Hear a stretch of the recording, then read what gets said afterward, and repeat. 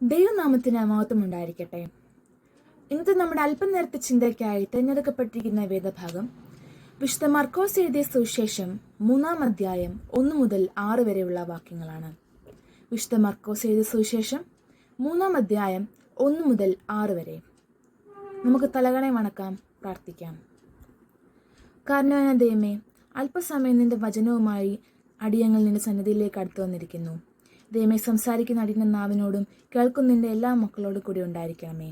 എല്ലാം അവിടുത്തെ നാമമഹത്വത്തിനായിട്ട് തന്നെ. ആമേ. ശബത്ത് നാളിൽ യേശു ചെയ്യുന്ന ഒരു അത്ഭുത രോഗശാന്തിയാണ് നമുക്ക് ഈ ഭാഗത്ത് കാണുവാൻ സാധിക്കുന്നത്. സിനഗോഗിൽ പ്രവേശിച്ച യേശു അവിടെ വരണ്ട കൈയുള്ള ഒരു മനുഷ്യനെ കാണാൻ ഇടയായി. A man with withered hand. സമൂഹത്തിലെ നിസ്സഹായരായ മനുഷ്യരുടെ പ്രതിനിധിയായി ഈ മനുഷ്യനെ നമുക്ക് കാണുവാൻ സാധിക്കുന്നു. ഈ ശബത്തിൽ യേശു എന്തെങ്കിലും തരത്തിലുള്ള അത്ഭുതം പ്രവർത്തിക്കുമോ എന്ന് ആകാംക്ഷയോടെ ഉറ്റുനോക്കിയിരുന്ന വ്യക്തികളാണ് ഇവിടെ കാണുവാൻ സാധിക്കുന്നത്. ഈ ഉറ്റുനോക്കലിന് ഒരു പ്രത്യേകതയുണ്ട്. അവനിൽ എങ്ങനെയെങ്കിലും ഒരു കുറ്റം ആരോപിക്കണം.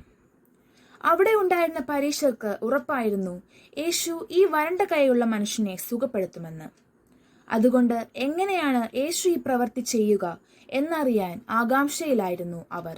അവരുടെ ചിന്താഗതികൾ എല്ലാം മനസ്സിലാക്കിയത് കൊണ്ട് തന്നെയാണ് യേശു ആ കൈവരണ്ട മനുഷ്യനെ അവരുടെ മധ്യത്തിലേക്ക് കടന്നു വരുവാനായി പറയുന്നത്.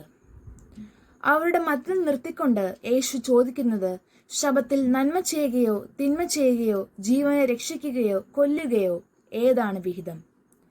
ഈ പ്രവൃത്തിയിലൂടെ യേശു അവരെ അവരുടെ തെറ്റായ ചിന്താഗതികളെപ്പറ്റി ബോധവാന്മാരാക്കുകയും പുതിയ പാഠങ്ങൾ പഠിപ്പിക്കുകയുമാണ് ചെയ്തത്. പക്ഷേ ഈ ചോദ്യത്തിന് യാതൊരു ഉത്തരവും നൽകുവാൻ അവർക്ക് സാധിച്ചില്ല.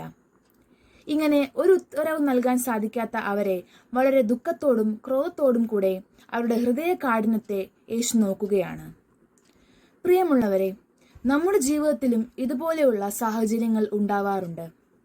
സത്യം അറിഞ്ഞിട്ടും അറിയാതെ ഭാവിക്കുന്നവർ, എല്ലാം അറിഞ്ഞിട്ടും അറിയാത്തതുപോലെ നടിക്കുന്നവർ. അങ്ങനെയുള്ള സാഹചര്യങ്ങളിലും നമ്മുടെ ഹൃദയ കാഠിന്യത്തെയാണ് അവിടെ പ്രകടമാക്കുന്നത്. ഈ ഭാഗത്തിലൂടെ യേശു നമ്മെ പഠിപ്പിക്കുകയാണ്, ശബത്ത് നാൾ വിശ്രമത്തിന്റെ മാത്രമല്ല, മറിച്ച് സൗഖ്യത്തിനായുള്ള ദിവസമാണ്. നമ്മുടെ ജീവിതത്തിലെ ഓരോ നിമിഷങ്ങളും മറ്റൊരാൾക്ക് സൗഖ്യവും ശാന്തിയും പകരുവാൻ നമുക്ക് സാധിക്കണം.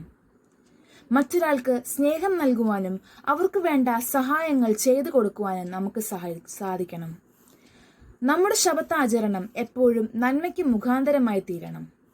നമ്മുടെ ജീവിതത്തിൽ നന്മ പ്രവർത്തികൾക്ക് എപ്പോഴും നമ്മൾ പ്രാധാന്യം കൊടുക്കണം. പ്രിയമുള്ളവരെ, നമ്മുടെ ശബത്താചരണം എങ്ങനെയുള്ളതാണ്? നമ്മുടെ ജീവിതത്തിലെ ഓരോ ശബത്താചരണവും മറ്റുള്ളവരുടെ നന്മയ്ക്കായി തീരുവാൻ നമുക്ക് ഓരോരുത്തർക്കും കഴിയട്ടെ. അതിനായി ദൈവം നമ്മെ ഏവരെയും അനുഗ്രഹിക്കുമാറാകട്ടെ.